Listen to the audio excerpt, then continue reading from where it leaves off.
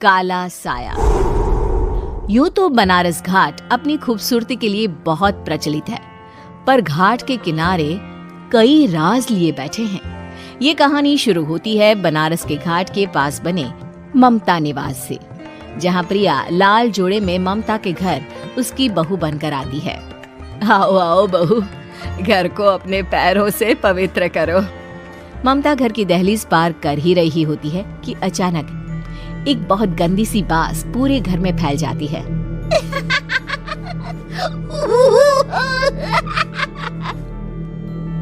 ये बदबू और ये आवाजें, ये कौन हंस रहा है माँ? अब ये पड़ोसी ना हमारे थोड़े अलग से है। कहाँ हम शाकाहारी और ये मांस मच्छी खाने वाले। छोड़, तू ध्यान मत दे और गृह प्रवेश कर। और हाँ बहू, अपनी सास की एक बात हमेशा याद रखना, इन पड़ोसियों से तो कभी बात नहीं करेगी। अच्छे लोग नहीं है ये। अपनी सास की ये बात मानेगी ना बेटा? हाँ माँ, जो आपकी मर्जी, मैं उनसे बात नहीं करूंगी। अगले दिन प्रिया अपनी पहली रसोई बनाने रसोई घर में जाती है। ये छोकी बात तो नाक में जा रही है। एक काम करती हूँ, खिड़की खोल देती हूँ। प्रिया खिड़की खोलने जाती है। इतने जाले, लगता है इस खिड़की को कभी खोला ही नहीं गया। पर ऐसा क्यों? ओह, नॉनवेज की स्मेल आती होगी ना। 2 मिनट के लिए खोल लेती हूँ, फिर बंद कर दूंगी। प्रिया खिड़की खोलती है। खिड़की खोलते ही उसकी नजर सामने वाले घर की खिड़की पर पड़ती है, जहाँ एक लड़की खड़ी होती है, हाथों में मेहंदी, लाल रंग की साड़ी, बिल्कुल सजी धजी, मानो प्रिया की तरह ही वो भी नई नवेली बहू हो। वो प्रिया को देखकर मुस्कुराती है।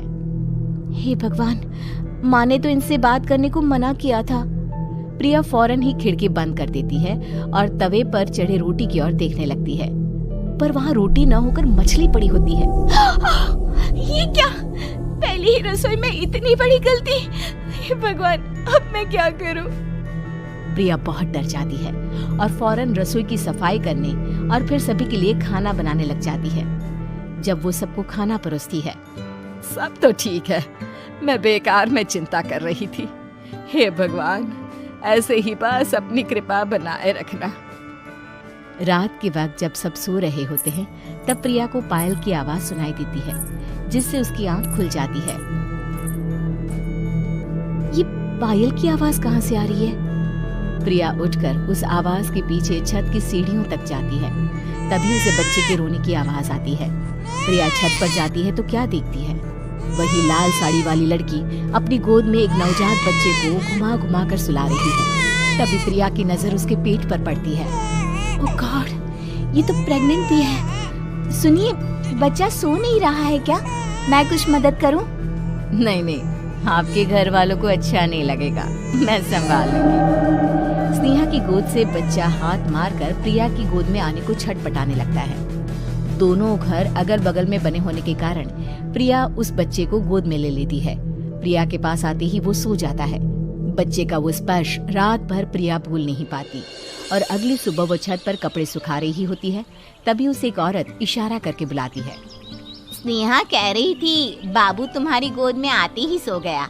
मैं गौरी, स्नेहा की माँ हूँ। बहू, घर आना, बाबू को खिला भी लेना। शाम को जब घर पर कोई नहीं रहता, बच्चे से मिलने के लिए प्रिया छिपकर अपनी पड़ोसन के घर चली जाती है और कुछ देर बच्चे को खिलाकर वापस लौट आती है। इसके कुछ दिन बाद ही प्रिया को पता चलता है कि वो माँ बनने वाली है। ममता की खुशी का ठिकाना नहीं रहता।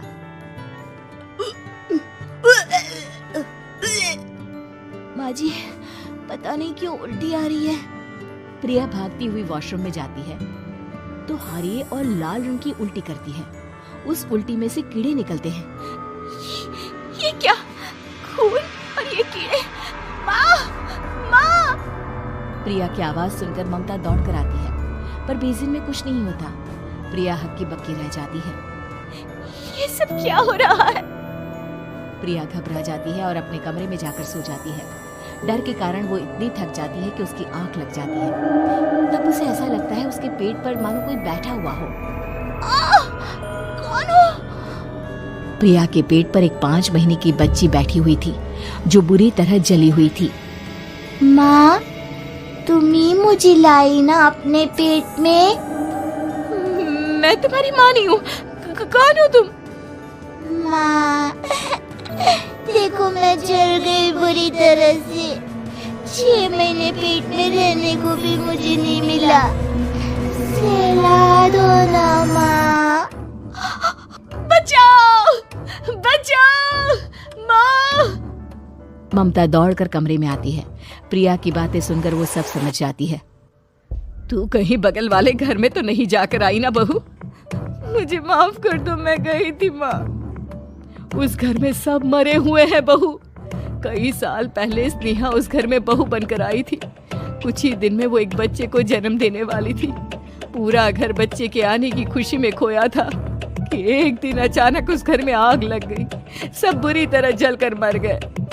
गौरी आज भी दादी बनने का इंतजार कर रही है और इसीलिए स्नेहा ने अपना अजन्मा बच्चा तुम्हारी कोख में डाल दिया।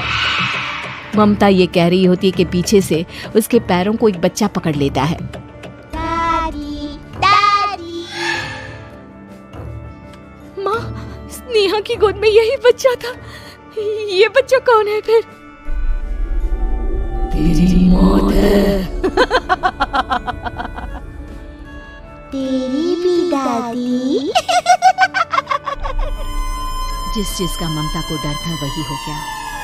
ममता निवास के ऊपर मौत ने चादर बिछा दी थी।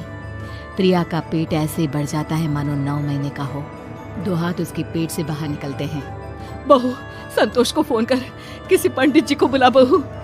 प्रिया का पति भागता हुआ घर आता है। ये तो होना ही था माँ। तेरा पाप तेरे सामने आ गया तो तू सह नहीं पा रही है। स्नेहा घर में आग लगी नहीं थी, माँ ने लगाई थी प्रॉपर्टी की लालच में। और वो बच्चा मेरी पहली पत्नी का बच्चा है, मेरा बेटा, जो कि उस आग की चपेट का शिकार हो गया था। मैंने तुमसे ये सब माँ के कहने पर छुपाया था। मुझे माफ कर दो प्रिया। तुम अगर चाहो तो यहाँ से जा सकती हो। मैं तुम्हें किसी भी बंधन में रखना नहीं चाहता। मेरी शादी हुई है आपसे, मैं आपको छोड़ नहीं सकती, पर उससे पहले हमें स्नेहा, उसकी माँ और बच्चे की आत्मा की शांति करवानी होगी।